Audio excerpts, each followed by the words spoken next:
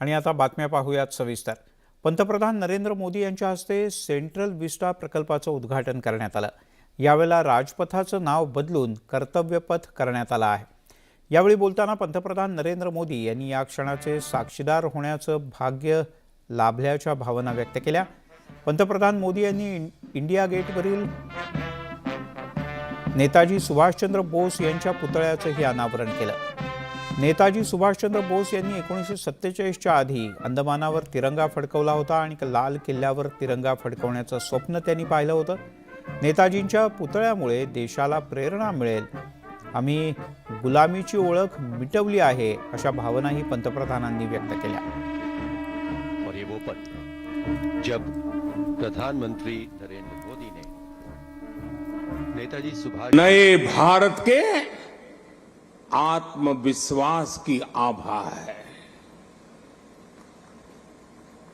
गुलामी का प्रतीक किंग्सवे यानी राजपथ आज से इतिहास की बात हो गया है, हमेशा के लिए मिट गया है।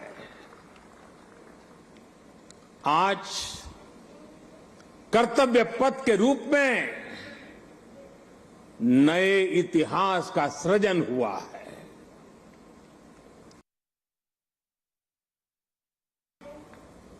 आज इंडिया गेट के समीप हमारे राष्ट्र नायक नेताजी सुभाष चंद्र बोस की विशाल प्रतिमा भी, मूर्ति भी स्थापित हुई है।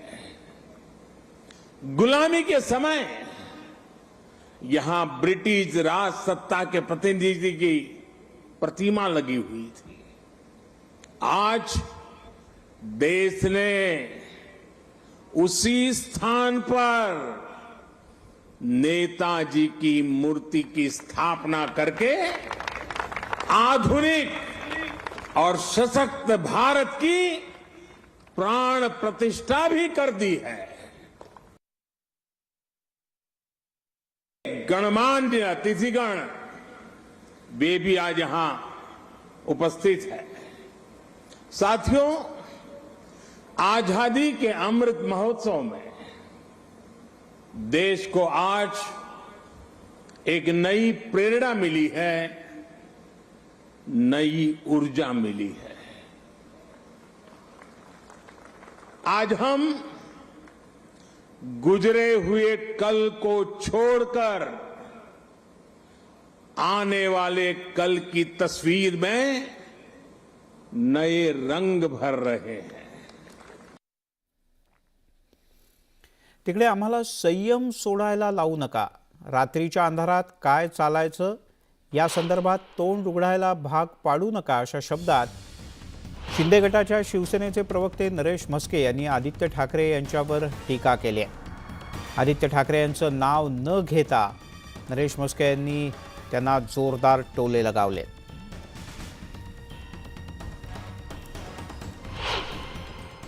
शेवटी आम्ही पण इतके वर्ष या सगळ्यात मधून गेलेलो आहोत, सगळ्या गोष्टी आम्हालाही माहिती आहेत।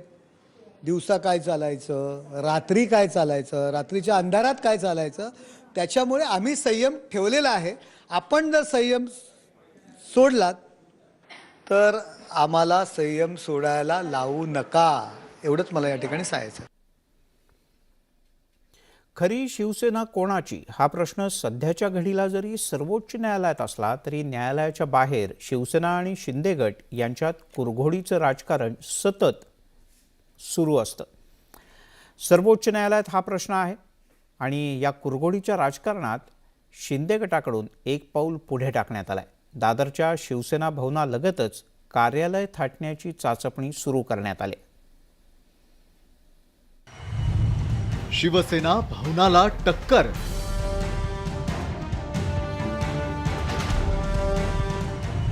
प्रति शिवसेना भवन उभारणार। शिवसेना भवनाजवळच शिंदे गटाचं कार्यालय। शिंदे गटाकडून कार्यालयाची चाचपणी। शिंदे गटाचाही नवा पत्ता दादर। खरी शिवसेना तसंच धनुष्यबाण हे चिन्ह कुणाचं याबाबत सुप्रीम कोर्टात तसंच निवडणूक आयोगात बाब प्रलंबित असतानाच आता शिंदे गटाकडून शिवसेना भवनाला टक्कर देण्यासाठी दादरमध्येच कार्यालयाची चाचपणी केली जाते आहे. सुरुवातीला थेट शिवसेना भवनावरच शिंदे गट दावा ठोकणार असल्याचं बोललं जात होतं. मात्र गेल्या 3-4 दिवसांपासून शिंदे गटाचे आमदार सदा सरवणकर यांच्याकडून 4-5 ठिकाणांची पाहणी केल्याचंही समजतंय. म्हणजे दादर भागातच शिवसेना भवनापासून हाकेच्या अंतरावरती शिंदे गटाचं मध्यवर्ती कार्यालय थाटण्याचा घाट घातला जातोय. शिवसेना भवना लगतची वास्तू सेंट्रल इमारतीच्या दुसऱ्या मजल्यावरच शिंदे गटाचं नवं कार्यालय बनवू शकतं. राज्यामध्ये शिवसेना विरुद्ध शिवसेना हे वातावरण गेले काही दिवस तापलेलं असताना त्यात आणखी एक भर पडणार आहे. मी सध्या मुंबईच्या दादर परिसरामध्ये आहे आणि दादर परिसरातच शिंदे गटाचं नवीन शिवसेना भवन उभारलं जाणार आहे. आपण सध्या शिवाजी मंदिरच्या समोरची जी रांग आहे, जिथे मुंबईच्या जी नॉर्थ विभागाचं वॉर्ड ऑफिस सुद्धा आहे, त्याच्या समोरची ही इमारत आहे. हिचं नाव आहे वास्तू सेंट्रल. या इमारतीचा ग्राउंड फ्लोअर आणि फर्स्ट फ्लोअर अशा 2 मजल्यांवर हे शिंदे गटाचं नवीन शिवसेना भवन असेल. ही इमारत दादरच्या मध्यवर्ती भागात असल्यानं राज्यभरातून येणाऱ्या शिंदे गटाच्या आमदारांना आणि कार्यकर्त्यांना सहज पोहोचता येईल. शिवाय येत्या काही दिवसात दोघांसाठीही प्रतिष्ठेची असलेली BMCची निवडणूक लागल्यास पक्षाची पुढील रणनीती ठरवण्यासाठीही कार्यालयाचा उपयोग होईल, हाच हेतू. त्यामुळे एका बाजूला कायदेशीर लढाई तर दुसऱ्या बाजूला प्रति शिवसेना भवन उभारण्याचा चंग शिंदे गटानं बांधलाय. त्यामुळे शिंदे गटाचा मुंबईतील नवा पत्ता दादरमधील असल्यास आश्चर्य वाटायला नको. शिंदे गटाला जेव्हा शाखा नवीन उघडाव्या लागत आहेत किंवा त्यांना नवीन शिवसेना भवन तयार करावं लागतंय आणि त्यातलंच शिवसेनेचं नवीन शिवसेना भवन जे आहे ते या वास्तू सेंट्रल इमारतीमध्ये असणार आहे अशी माहिती कळतीये. सूत्रांनी दिलेल्या माहितीनुसार ही प्रॉपर्टी बऱ्यापैकी फायनल करण्यात आलेली आहे. केवळ हिच्या खरेदीचे व्यवहार जे आहे ते अजून पूर्ण व्हायचे आहे. जुन्या शिवसेना भवनापासून अवघ्या काही मिनिटाच्या अंतरावर शिंदे गटाचं हे नवीन शिवसेना भवन असणार आहे. व्हिडिओ जर्नलिस्ट उमेश गोविलकरचा प्रणाली कापसे, न्यूज 18 लोकमत, मुंबई. वळूयात पुढच्या बातमीकडे. शिंदे फडणवीस सरकारवर राज्याचे विरोधी पक्षनेते अजित पवार यांनी जोरदार हल्ला चढवलाय. सत्ता संघर्षाच्या बद्दलचा कोर्टाचा निर्णय लागला नसल्यानं सरकारवर अनिश्चिततेची टांगती तलवार असल्याचं त्यांनी म्हटलंय. बारामती जिंकण्याचा निर्धार करणाऱ्या चंद्रशेखर बावनकुळे यांच्यावर अजित पवार यांनी खरपूस शब्दात टीका केली. ज्या माणसाला स्वतःचा पक्ष उमेदवारी देत नाही, पत्नीला दिलेली उमेदवारी देखील काढून घेतली जाते, त्याची विश्वासार्हता काय, असा प्रश्न अजित पवार यांनी उपस्थित केला. मुंबई महापालिका निवडणुका शिवसेनेच्या सोबत लढवाव्यात असं आपलं मत असून काँग्रेसचा निर्णय काँग्रेस घेईल, असंही अजितदादा म्हणाले. महाराष्ट्रामध्ये दुसरा कुठला जिल्हा मतदारसंघ मला आणि माझ्या बहिणीला मिळतोय का बघतो. आता आम्ही हारणार म्हणल्यावर तिथं राहून कसं चालेल, आम्हाला तिथनं हलावं लागेल. आता ते बघतो 48मध्ये आता दुसरा कुठला मतदारसंघ किंवा त्यांनाच विचारतो किंवा इथं कुठला मतदारसंघ असा शिल्लक ठेवणार आहे का की तिथं तुम्ही कुणाला ते हरू शकणार नाही, तिथं आम्ही जातो का. या नुसत्या गप्पा मारायचं काम असतं. 9चे 9 दिवस आहेत. आत्ताच त्यांना जबाबदारी दिली. ज्या माणसाला स्वतःलाच पक्ष आमदारकीची उमेदवारी देत नाही, त्यांच्या पत्नीला आमदारकीची उमेदवारी दिलेली ती पण फॉर्म भरताना काढून घेतली जाते, ही यांची पक्षातली विश्वासार्हता. त्यांनी येऊन काय गप्पा माराव्यात माझ्या इथं. स्थिर सावर सरकार त्या ठिकाणी चाललेलं नाही आहे. तुम्ही पहा, सतत सुप्रीम कोर्ट तारीख देत आहे, त्याच्यामुळे त्यांनाही कळेना की काय सुप्रीम कोर्ट निकाल देईल. आता 5 लोकांचं खंडपीठ बसलेलं आहे.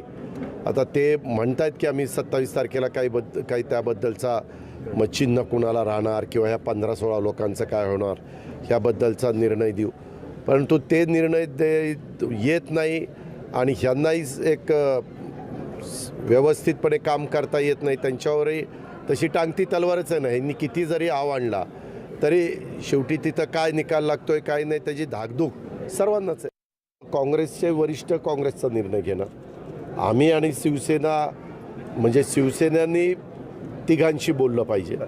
त्याच्यामध्ये आम्हाला काँग्रेसच्या बद्दलची खात्री मी देत नाही, कारण तो त्यांचा अधिकार आहे. कारण मध्ये काँग्रेसचे काही वरिष्ठ आम्ही स्वतंत्र लढणार अशा पद्धतीचे काही वक्तव्य त्यांची माझ्या ऐकण्यामध्ये आलेली आहेत. मग उद्या मी काहीतरी सांगायला गेलो आणि ते म्हणतील आम्ही आमच्या पक्षाचं सांगतो, अजित पवारला काय बोलायचा अधिकार आहे, तर बरोबर आहे.